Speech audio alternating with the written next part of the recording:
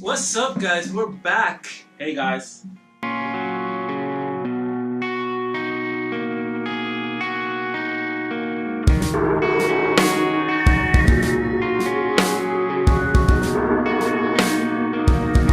We're back with some more UFC predictions. By the time you guys watch this, UFC 231 has passed. Hopefully, Max Holloway retains his title so that I can get some points. I'm recording this on the Saturday of UFC 231, so we don't really know what our records look like, but we gotta make some predictions for UFC Fight Night on Fox. It's the last fight night on Fox before the UFC goes into ESPN Plus, and we wanted to do this because we want to improve our records and we want to keep this going. We're gonna do the UFC 231, 232 predictions also, and so on and so forth.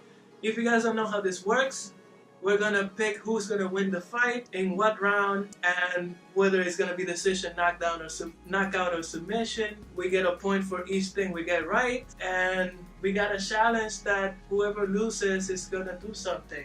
Whoever loses UFC 231 is gonna have to play the entirety of Fallout 76, and we got a video saying, well, we don't want to do that. But whoever loses this, what are we gonna do? We're gonna go watch UFC 232 at the bar. So What kind of punishment is that? no, here's the punishment. Whoever wins is gonna have to pick a type of drink that the other one doesn't like and have them drink it. That is good. So like, I don't like bitter stuff. So anything that's bitter, I'm not gonna like. So he's gonna pick something bitter. And I'm not really a fan of sweet things, so I'm gonna make him drink the sweetest thing, so sweet that it's gonna make him have diabetes. And then Urine with sugar! Huh? Urine with sugar! Something like that. that you was know. Search or whatever if you didn't know. Yeah, guys. he's still here. But anyways, let's get right into the predictions because our camera is dying. So the first fight in UFC Milwaukee is in a lightweight division. Jim Miller versus Charles Oliveira. I gotta give you a brief description because, you know, Hamlet is a casual I'm a fan, rookie.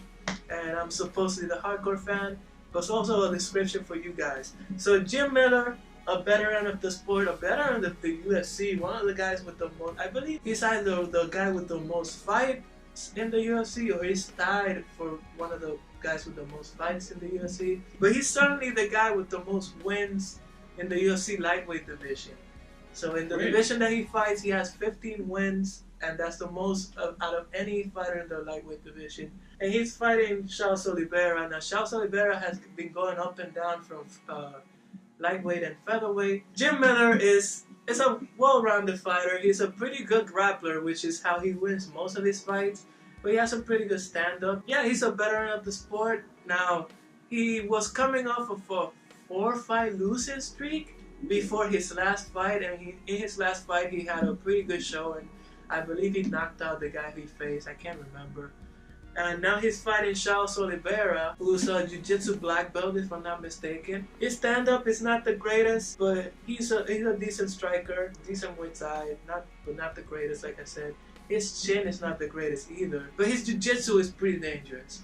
He has gotten finished on the floor before, so defensively it's not the best, but offensively he has a lot of submissions. He has a lot. I think he's the guy with the most submissions in the lightweight division, if I'm not mistaken. But it's either in lightweight or featherweight. One of those two divisions, he has one of the most submissions in the UFC. Both these guys are pretty competent on the ground, so I think it's gonna be more of a striking battle. But who do you think is gonna win this fight? I'm gonna have to say I feel like Jim's gonna win this one.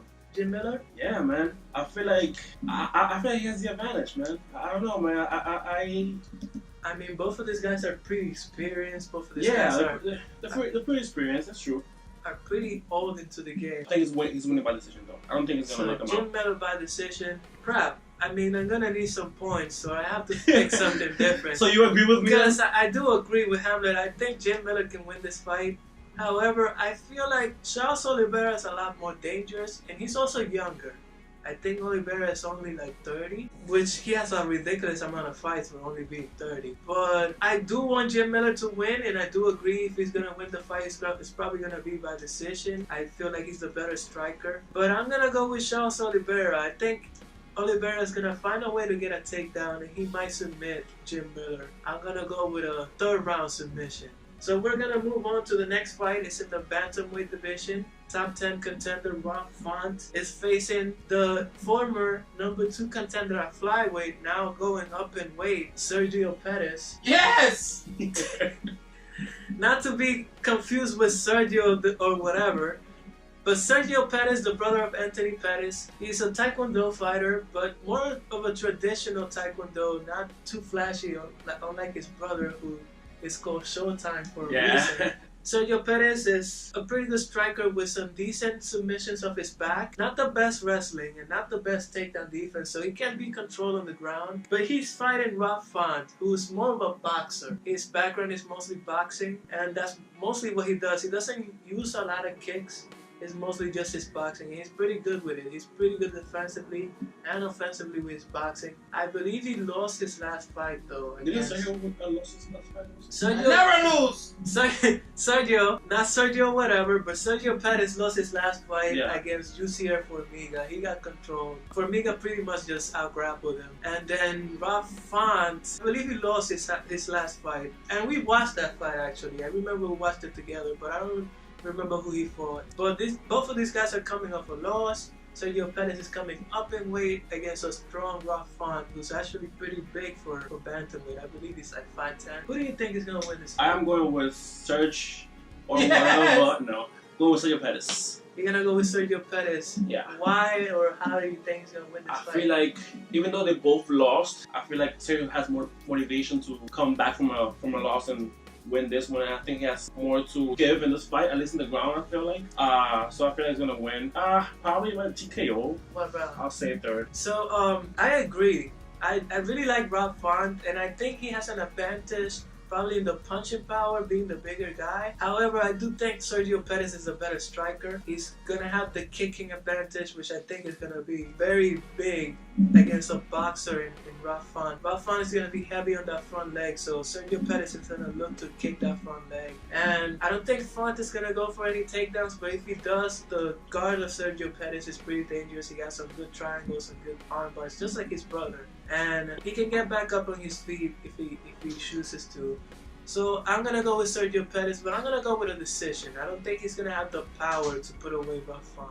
Moving on to the co-main event of the evening in the lightweight division again. It's Edson Barboza going on against Dan Hooker. Edson Barboza, perennial contender in the lightweight division, coming off a couple of bad losses. Yeah, man. Against Pretty the tough. worst matchups he could ever Pretty get tough. in Khabib Nurmagomedov, the champion, and Kevin Lee, who's also a wrestler. Going against Dan Hooker, he won't have that problem though, because Dan Hooker is mostly a striker. He was also coming up from featherweight, which I can't believe because he's enormous for featherweight. I believe he's like 6'1", 6'2", but he used to make it, and then he got knocked out a couple times, so he decided to go up in weight, and ever since he's been doing great.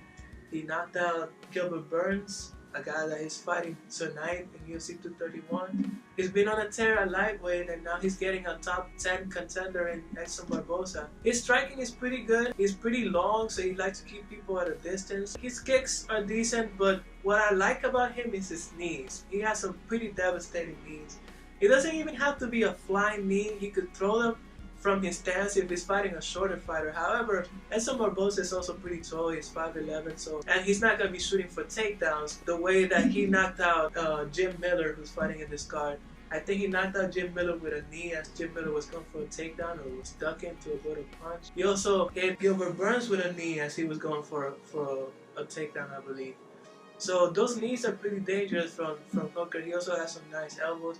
Pretty good Muay Thai in general. However, when you talk about Muay Thai, you gotta talk about Edson Barboza because he's one of the most devastating Muay Thai strikers ever in the UFC. Oh, yeah. Probably the best kicks in the game, like Muay Thai kicks in the game. He has round kicks that will break your legs. I think he has the most finishes via leg kicks in the UFC. He has finishes via leg kicks, he has finishes via body kicks, he has finishes via head kicks, he has finishes via punches too. So he's a devastating puncher. His biggest weakness though is that he doesn't like being pressured. So when you pressure him, he can't strike going backwards. He struggles striking going backwards. Unlike a guy like Conor McGregor is pretty good at that. Barboza can't really do that. When you pressure him, he doesn't know what to do. That's why he struggled against a guy like Khabib Nurmagomedov, who was able to pressure him, not only with his wrestling, but with his striking. just like Kevin Lee, just like Tony Ferguson. They all pressured him, and he wasn't able to settle in his striking. He wasn't able to implement his kicking game. So if Dan Hooker wants to win this fight, he has to pressure Edson Barboza. He cannot stay at kicking range, which is something that Dan Hooker likes to do because he's so long and most of the time taller than his opponents. So he's got to be very careful with that. Who do you think is going to win this fight?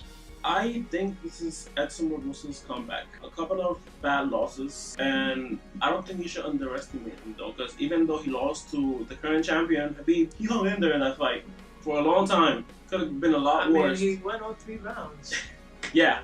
He went all 5 rounds with Kevin Lee too. Like he wasn't put away or anything. A lot of people could have quit in the stool between rounds. He didn't quit. He just hung in there, man. Even with Kevin Lee, he just threw a spinning wheel kick that almost knocked him out in the 4th round. Exactly. Like he's always in the fight with the power of his kicks. Yeah. So I think it's definitely gonna win this one. And then the other 2, I don't think it's gonna last that long though. I'm gonna say knockout in the 2nd round. So 2nd round knockout for Edson Barboza. Yeah.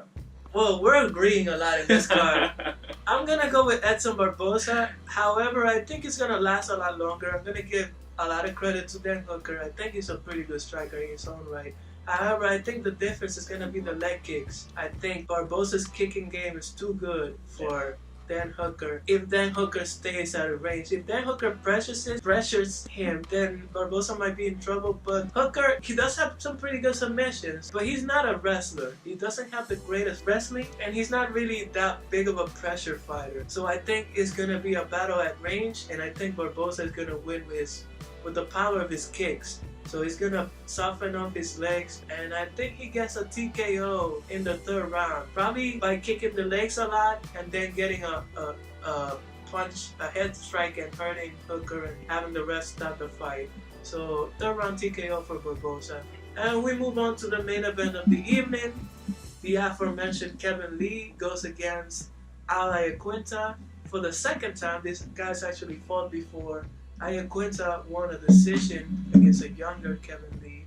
Kevin Lee is coming off a win against the aforementioned Edson Barboza, where he looked pretty dominating. He looked absolutely amazing in that fight against Barboza. Iaquinta, his last matchup was against the champion for the title, Khabib Nurmagomedov. And he looked pretty good considering most people that fight Khabib don't look pretty good. I mean, just look at what Conor tried to do and how bad he looked. Khabib took a lot of risks in that fight though. On what fight? Against Iaquinta. Yeah, I do think Khabib took a lot of risks against Iaquinta. I think it wasn't that much that he took risks, but he was also taking some rounds off. I believe when people were saying that he wasn't able to take down Iaquinta, I believe that's true, but I also believe that he wasn't trying that hard. I believe he was trying to conserve his cardio because he didn't want to get tired in the later rounds. And Iaquinta does have some punching power. To segue into Iaquinta's skills, he's a pretty good boxer. He's not the most technical with his boxing. He does like to brawl, but he has some punching power and he has a hell of a shin. I don't believe he's ever been knocked out, if I'm not mistaken. And this guy will never quit. And you saw it in the Khabib fight. He was getting out-wrestled and demolished for the first 2 rounds. And then in the 3rd round, he came back like nothing was happening. He went on to have a decision against the champion. This guy never quits. You have to put him to sleep. Whether it's a knockout or submission, you have to put him to sleep. So he's going to go against Kevin Lee, who's the type of wrestler that makes you quit with his pressure and with his wrestling, with his takedowns, with his top game. Iaquinta has some pretty good wrestling. We saw it against Khabib. He was able to stop some of his takedowns. Kevin Lee's takedowns are different than Khabib's, where they're more traditional American amateur wrestling rather than sambo. But I think Iaquinta has seen a lot of that because that's his background also. So I think Iaquinta can stop the takedowns of Kevin Lee. The cardio is going to be a factor, and that's where the weight cut becomes a factor. Iaquinta makes 155 easily. He's not that big of a guy. I mean, he's tall, but he's not jacked. Kevin Lee is jacked, and he struggles to make 155. So if Kevin Lee misses weight, his cardio might be compromised, And that's where Iaquinta can take advantage. If he can stop some of the takedowns early, he can get Kevin Lee tired. And power is the last thing to go away. I have a feeling Kevin Lee is going to be pretty confident. Even though he lost the first fight, I believe he's confident that he's a better fighter now. And that Iaquinta sucks because he's a realtor or whatnot, and he's not a real fighter or whatever. And I think he's gonna take for granted the fact that Iaquinta actually survived 5 rounds with the lead and didn't look that bad. So I'm gonna go with Iaquinta, and I'm gonna go with Iaquinta via 3rd round knockout. Wow. I believe Kevin Lee is gonna look pretty solid for the first 2 rounds, and even for the most part in the 3rd round. But I think Iaquinta is gonna stop a lot of his takedowns, or even if he gets taken down, I believe he's gonna get back up. He trains with Matt Serra at Serra BJJ and with Hensel Gracie Brazilian Jiu-Jitsu black belt, former UFC welterweight champion and Hall of Famer. So his jiu-jitsu is pretty good, even though he's not a black belt, but his jiu-jitsu is pretty good. So he knows how to defend himself, and he showed that in the Khabib fight. I believe he's gonna defend himself pretty well on the ground, even if he gets taken down. He's gonna get back up to his feet, and I believe the weight cut is going to affect Kevin Lee to the point that he's going to get tired somewhere around the late 3rd round or maybe the 4th round, but I'm going to go with 3rd round. And I think Iaquinta is going to land a big punch that's going to put out Kevin Lee, because Kevin Lee doesn't have the greatest chin. He's been knocked out before, and he's been hurt before in other fights. So I'm going to go with Iaquinta via 3rd round TKO. What do you think? We have been on a roll tonight because we are agreeing on everything. I thought it was exactly going to win by knockout in the 3rd round, but I want to make it interesting, so I'm going to pick him, but I'm going to be a little bit bold and say he's going to win by decision, though. I don't want to, So you think Iaquinta wins another decision against Yes. Kevin Lee? I think that's a bold prediction. I think if anyone's going to win by decision, I think it's Kevin Lee, but fine. I think Let's be risky. we're both running with Iaquinta. We're both running with the realtor. But anyways, this have been our predictions for UFC Milwaukee, the last card on Fox. Let us know what you guys think in the comments. We're gonna pick UFC 232. We're gonna go watch UFC 231 right now. What do you guys think? If you like this video, give it a like. Subscribe if you want more predictions. hit that bell. Subscribe if you want more content. If you want to see Sergio or whatever. Yes! If you want to see Nosser, if you want to see all of our content, subscribe, hit the bell, and we'll see you in the next one. Bye, Enjoy guys. the fights.